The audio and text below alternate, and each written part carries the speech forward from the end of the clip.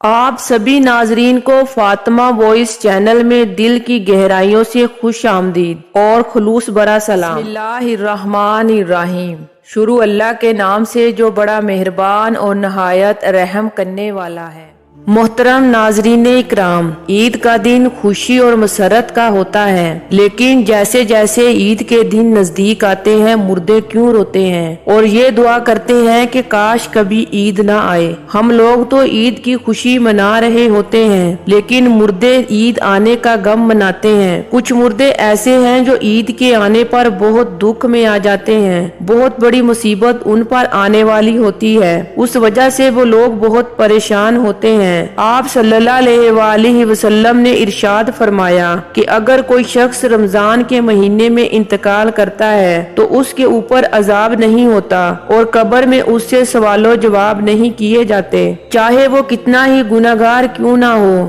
رمضان میں اس کا انتقال ہو جائے تو رمضان کے مہینے کی برکت اس کو یہ ملتی ہے کہ رمضان میں نہ اس پر سوال و جواب ہوتے ہیں اور نہ ہی اس پر عذاب آتا ہے، جیسا کہ حدیث میں ہے کہ قبر کے اندر مردے کے لیے جہنم کی کھڑکی کو کھول دیا جاتا ہے اور مردہ قبر کے اندر جہنم کی تپش کو محسوس کرتا ہے۔ جو گناہگار مردے ہوتے ہیں وہ جہنم کے عذاب اور گرمی کو قبر کے اندر محسوس کرتے ہیں۔ حضور اکرم صلی اللہ علیہ وآلہ وسلم نے ارشاد فرمایا، لیکن جب رمضان کا مہینہ آتا ہے تو جنت کے دروازوں کو کھول دیا جاتا ہے اور جہنم کے دروازوں کو بند کر دیا جاتا ہے، قبر سے عذاب کو اٹھا لیا جاتا ہے، اللہ تعالیٰ کی رحمتوں کا نزول ہوتا ہے، اس سے مردے کو بڑی راحت ملتی ہے۔ رمضان کے آنے سے مردہ بڑا خوش ہوتا ہے کہ ہمارے اوپر سے عذاب کو اٹھا لیا گیا ہے۔ اب سوال یہ پیدا ہوتا ہے کہ جن لوگوں کے اوپر اللہ تعالیٰ نے رمضان میں عذاب ہٹا لیا تھا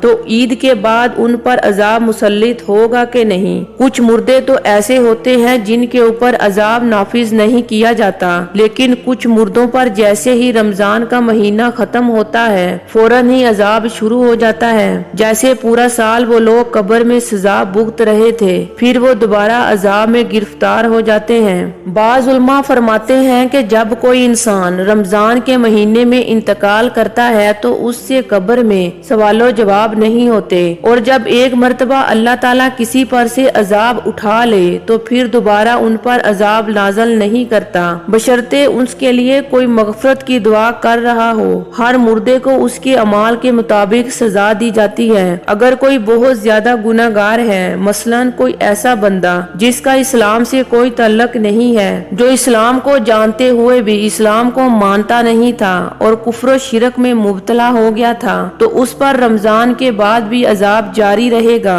محترم ناظرین اکرام، جب رمضان کا مہینہ ختم ہوتا ہے تو رمضان کی برکتیں بھی ختم ہو جاتی ہیں، شیطان کو قید سے رہا کر دیا جاتا ہے، مردوں پر سے رحم کا معاملہ ختم ہو جاتا ہے، جہنم کے دروازے جو بند تھے وہ رمضان کے جانے سے پھر دوبارہ کھول دیے جاتے ہیں۔ ان سب باتوں کا مردوں کو علم ہوتا ہے کہ کب رمضان شروع ہو رہا ہے اور کب ختم ہو رہا ہے، تو رمضان کے جاتے ہی اہل قبور سوچتے ہیں کہ اب رمضان کا مہینہ جا رہا ہے، پھر عید جیسے ہی آئے گی اس کے بعد ہم پر عذاب کو پھر مسلط کر دیا جائے گا، جس کی وجہ سے مردے غمگین ہو جاتے ہیں اور روتے ہیں۔ ہم لوگ جب رمضان کے آخری عشرے میں اپنی مغفرت کی دعائیں اللہ تعالیٰ سے کرتے ہیں تو پھر ہمیں اپنے مرحومین کے لیے بھی زیادہ سے زیادہ اصال و ثواب کرنا چاہیے، صرف اپنے مرحومین کے لیے نہیں بلکہ تمام امت مسلمہ کے لیے مغفرت کی دعا کرنی چاہیے۔ رب العزت سے دعا ہے کہ اللہ ہم سب کو عمل کی توفیق عطا فرمائے، آمین یا رب العالمین۔ امید کرتی ہوں آج کی ویڈیو آپ کو پسند آئی ہوگی، ویڈیو کو لائک اور شیئر ضرور کیجیے گا۔ اسلامک ویڈیو دیکھنے کے لیے ہمارے چینل کو سبسکرائب کریں اور بیل آئیکن کو ضرور پریس کریں تاکہ ہر نئی آنے والی ویڈیو کا نوٹیفیکیشن سب سے پہلے آپ کو ملے۔